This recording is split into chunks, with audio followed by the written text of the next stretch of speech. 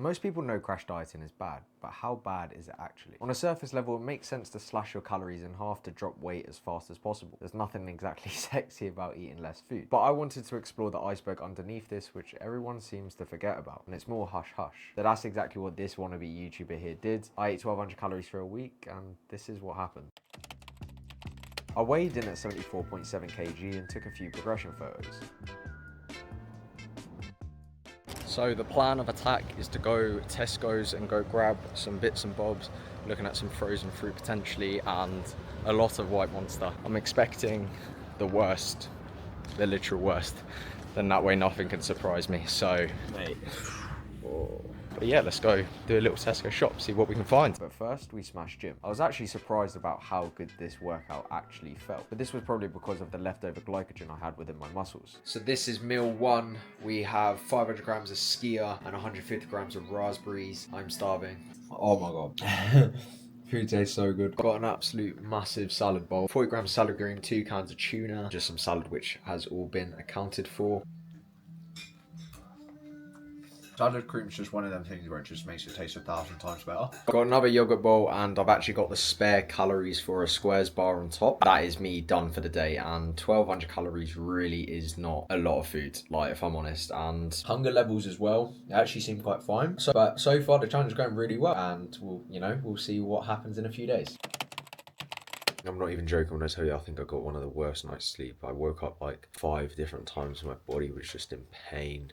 You know, one of them massive lorry things that like just clean up the streets and it's like all leaves and stuff, mate. That drove me insane. Like, just have a monster, go smash a workout, and then that's the plan for today. Crack on with some work too. And it was leg day today, and somehow I hit a PR. But again, this makes complete sense. I still have leftover glycogen within my muscles because I was eating more food, and thus I had more carbohydrates within my system. During any fat loss phase, whether it's more aggressive or a slower approach, you want to be training within proximity to failure or failure itself. This is so you can retain strength and actually still build some muscle. In hindsight, I probably should have taken a larger priority on positioning my nutrition around my workouts, but instead I did it fasted in the morning, and that would also bite me in my ass. I then got out of my environment and headed to a Waterstone cafe and had a black coffee, which is not my favorite cuppa, and it had a metric on a sweetener. So I thought I'd use about 20 grams of peanut butter because I want to up the fat content compared to yesterday, because again, you don't really need carbs, but I sort of want to maintain somewhat of a hormonal balance, so I've upped the fat a little bit. So for today's dinner, we are going for a simple chicken salad bowl. It is like not that sexy. And again, I think the main thing with this is just staying busy. That is got to be the most helpful thing. And after this, I'm going to be going for a walk as well. So as you guys might be able to tell, it's a lot later at night. The reason I'm staying up late is because I actually reduced the window when I'm awake. Like from 6 to 12, I'm like just 8 to 12. So it's only 4 rather than 6 hours. Day 2. But that is the box ticked off, which is really nice. Morning ritual, mate. What is going on? Once a down, rest day for the day, and I went for a morning walk. I feel tired, as in I've got like bags under my eyes. I can feel them. I don't feel very alert. But the sort of not so great news is I'm hungry. I can feel like a bottomless pit in my stomach. And it's the uncomfortable type of hunger. It's not like a hunger, oh yeah, hungry for a donut. It's like, nah, I'm actually hungry. After this, I had to think of some short form content ideas, as I am an online fitness coach. And when I started filming, things hit the fan, which you'll see in a couple seconds. Why have I got a feeling that I'm going to regret eating that Star Bar later? I just had my Ninja Creamy ice cream. It is pretty much me eating ice. It tasted nice though, a little bit. One thing that's massively important as well is just getting out of my environment, because I will probably want to snack, and this is also a nice little reminder for my brain to like actually say, hang on mate, you've actually had food. So going for a walk and allowing time to actually process that you have eaten and sort of leptin to set in is sort of massive. So just a quick 10-minute walk. Gonna also think of some like content ideas as well, and that's me sorted. But so far so good. Can't even have jelly because it's over my calories. Like mental. The restriction is mad, but we shall push through. Each meal was crafted in a very specific way. It must have loads of protein in, and volume would also be a bonus, meaning it takes up lots of space for very little calories. And again, this will stretch out the stomach, providing that feeling of fullness. Not to mention I drank lots and lots of juice on top of this to also help curb that hunger and take up even more physical space.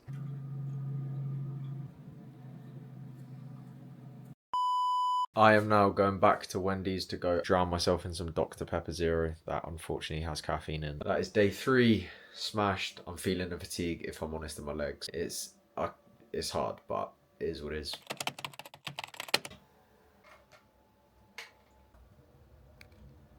I'm not even joking when I tell you this. I have not moved for the past hour. I literally just zero energy, like absolute none. So I have no idea how I'm gonna push through this workout. It's gonna be immense. Not to mention I have legs tomorrow as well. Yeah, so I've made the logical decision that there is no chance I'm doing any compound lifts. I feel like I think I'm ill as well. Like my nose is just, so I'm lacking on sleep, feel ill, my hay fever's going off. So what I'm going to do is I'm going to position my big compound movements, obviously, because they get the most bang for your buck later in the day after I've had some food. I'm just going to do my mini accessory movements such as my biceps curls and triceps and just get it done and over with. But the fact I'm here, but I don't want to lose muscle, that is like the last thing I think we all fucking want. So that is the plan. I am thoroughly gonna enjoy my cheesecake. I've missed this bad boy so much. I feel like So gonna go for a walk as well because I think I'm on like less than 3,000 steps. £3.60 for a meal deal, are you mental? Just off to do a little shop, some frozen raspberries, some sweetener, and that will be me done. So here we have 250 grams of egg whites with some tomatoes and spinach, and then we just have a double tuna salad here with hot sauce. If there's one thing this challenge taught me, it was how to make voluminous meals. I then had a game of sesh, but that didn't last long, and I woke up the next morning. I actually remember this as if it was yesterday. My head just felt awful. It was like heavy, it was cloudy, and I just couldn't think properly, and I just couldn't concentrate. And not to mention the Americano tasted awful because it had like 4 sweeteners in it. But I want to dive into the reason why I had no energy. So our bodies expend a certain amount of energy in a day, and this is broken up into 4 different parts. This is known as your total daily energy expenditure. Your body will spend energy on exercising, on normal human things such as like making a coffee. It will also spend energy on the digestion and absorption of food, and also just to keep the lights on, such as your brain functioning or your heart pumping. That's very important, as that's known as your metabolism, the necessary amount of energy you need to simply maintain the lights. But to truly understand this concept, let's use the analogy of a factory. The factory needs to pay its workers a minimum wage, such as actually building the product and also having other things such as rent and perhaps air ventilation, whatever it might be. These are basic things that are just necessary for the factory to actually operate, and that there is representative of your brain and heart pumping, your metabolism. On top of this, the factory might pay bonuses to workers such as managers, marketing specialists, whatever. And these are sort of the bonuses on top of this. That's referred to the normal human stuff, such as me doing this mad stuff, which I do in every video now. Anyways, exercising such as yourself running and you simply eating and digesting food. But say the factory had a really poor month in terms of income, and as a consequence they start to pay their workers below minimum wage. So with that in mind, these other workers such as the staff specialists in terms of managing and actually producing a movement like a bicep curl as an example, they're gonna fuck off. They have no energy, they're not getting paid. The same applies why I felt awful on a day-to-day basis and even just functioning, because I'm literally not feeding my body a sufficient amount of energy, and as a consequence, if I was to do this for a longer period of time, my body would slowly start to collapse. But here's the catch, because say the factory then does have a few really high income months, it then starts to overpay these workers the sort of minimum wage, and they also overpay their specialists, and the intention behind this is to provide them with a sense of job security so that they won't leave again. But the problem is that the costs of the factory goes up and profit margins slim down. So this is representative of what happens when people cannot actually adhere to 1200 calories. They then scoff themselves with a significant amount of food, they rebound, and they actually put more weight on than they originally started. Then triggers that exact same cycle to start dieting back on 1200 calories. calories to lose the weight as fast as possible. And to use the analogy of a factory again, they would simply cut down wages massively and then the whole cycle repeats itself. And this can be seen from both a mental and physical standpoint, such as the mental fatigue of dieting on such low calories that you just have the constant desire to binge. Or perhaps your hunger hormones become imbalanced where there's such a high level amount of ghrelin within your system, which is known as the hunger hormone, and your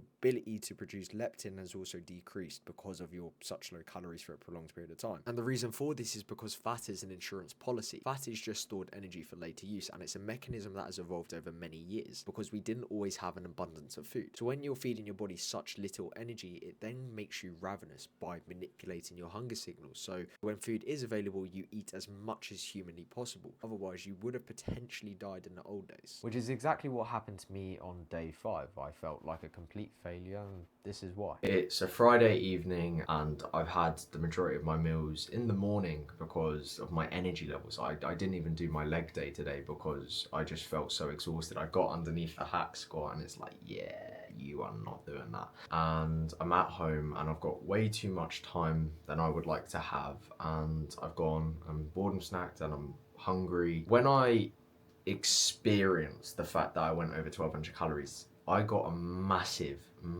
influx of awful feelings, such as like, oh yeah, you're a failure, why are you gonna post this now, pack it all in, it's a shit YouTube video, you can't even stick to your own words. And I think that really put me in the shoes of what people go through on a day-to-day basis when it does come to these extreme calorie restriction cycles, because again, 1200 calories is extremely difficult for me to stick to, right? Them feelings I got and how I just wanted to pack it all in, like I was genuinely convinced like that's it, the YouTube video is done. And again, unless you're like 4'7", if you genuinely have like a really low maintenance calories, then you will have to perhaps diet on really low calories too. I think it just reinforces this idea of genuinely how difficult it is and how hard it is to sustain in the long term. I'm kind of glad it's happened in a way, because I want to show you it's been tough, it's been fucking difficult. Like, you know, constantly thinking of how I'm gonna have a massive fuck off meal after this, or, you know, constantly thinking of food, or worrying about how I've only got 500 calories to split between lunch and dinner. Like, it's a bit of a mad one, and it's even more mental because you get the initial positive reinforcement from dropping your calories so much on the scales, right? Especially if you value the scales or use that as a major determinant of your progress, especially the daily fluctuations, right? And you get initial positive reinforcement from the less food volume, the less carbohydrates, and perhaps you're actually within a severe deficit. So in a few days you would have actually lost like a pound of fat, right? But then you realize that your hunger levels start to creep up, your sleep starts to go down, your routine starts to dissipate, you know, your mental actual capacity to, like, you know, function also deteriorates. So does your performance within the gym, and then everything slowly becomes harder and harder and harder. And then when you do go over your calories by accident, you suddenly feel like a failure, right? Even though 100 calories means close to sweet fuck all in the grand scheme of things, and I'm still within a massive deficit, it's mental to think that I was going to pack it all in and just be like, nah, I'm done. I also think this might be a fantastic opportunity to show you that your response to the actual event of you over consuming calories is so much more important than the actual event itself. Like, I could have very easily like let this detract my progress for the next however long of the challenges. So I've got Saturday and Sunday left. So yeah, I hope this is of genuine value to you. Let's go smash the final 2 days and we'll see an update on my progress. So this morning we experienced a small jump in the scales, which again, fluctuations occur all of the time for a multitude of reasons. But after yesterday's event, that would definitely throw some people off. But again, 2 days left. Also, might be too much information, but I think the last time I had a was Tuesday or Monday. A proper one. Me and my boy Jude ended up going for a run, as I did promise we would meet together and do something like that. And it ended up pissing it down. It was oddly fun, however. It was actually really enjoyable. I have no idea where this guy's taken me. So I've just had a nice run with the main man, Jude, and I've just got a Tesco meal deal because I actually feel like I'm going to pass out, and it's almost been 24 hours since my last meal, but I told you I'd be on it today. It's 1:30, I've got chicken and stuff, and it might not be the most high protein option or these calories, but I want taste and I'm starving. But I just spent like 10-15 minutes just looking at a meal deal because you have to be so considerate of what you can get. But first bite.